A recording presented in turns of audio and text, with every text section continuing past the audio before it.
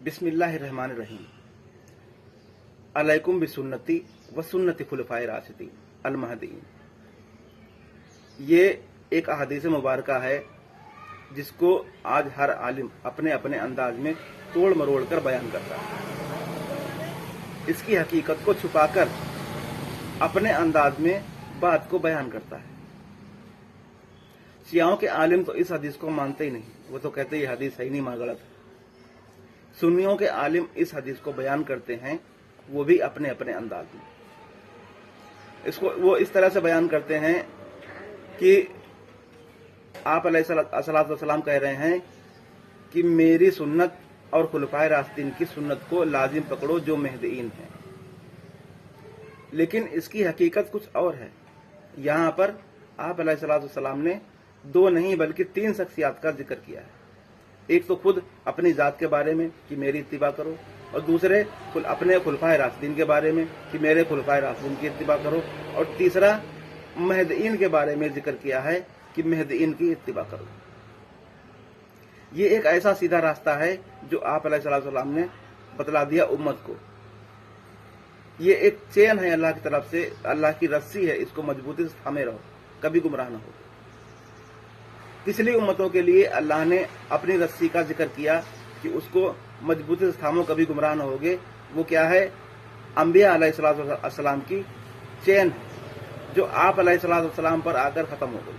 अब हमारे लिए क्या है? यहां से एक नया रास्ता आप अलैहिस्सलाम ने बतला दिया कि अब इस रास्ते पर चलो, इस रस्सी को पकड़ो, ये अल्लाह की रस्सी है, कभी गुमराह न होगे। क्या है कि अपने नबी की इत्तिबा करो, अपने नबी की इत्तिबा करो, अपने यानी नबी के जो खुलफाए राशिदीन है उनकी इत्तिबा करो, और महदीन की इत्तिबा करो। नबी का दौर तो खुलफाए राशिदीन के वक्त में था।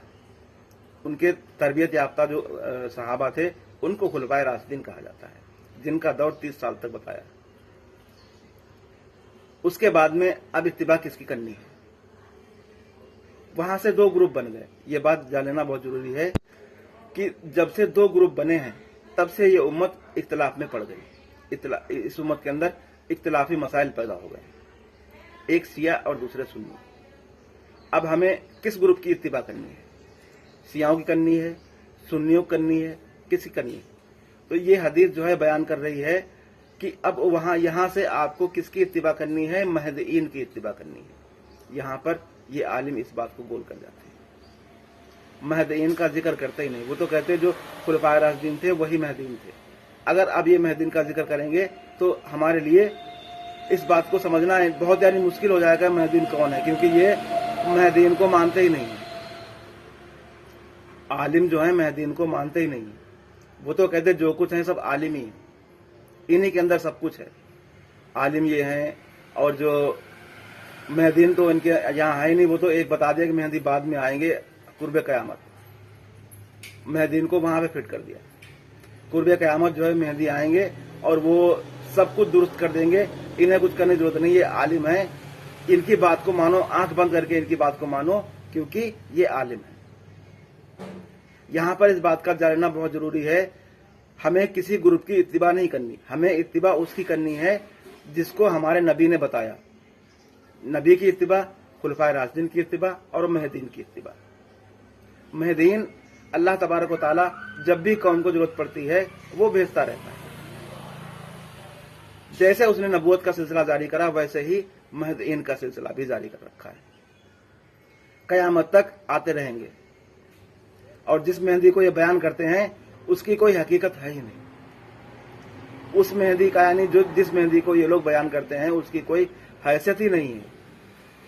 उसको मैं बाद में उसको बयान ही नहीं करूंगा, मैं उसका तो मैं जिक्र ही नहीं करूंगा, क्योंकि उसके साथ मुझे गेम खेलना है इन आलिमों के साथ। जैसा कि इन्होंने इस उम्मत के साथ में गेम खेला है, वैसे ही मैं इन आलिमों के साथ गेम खेलूंगा।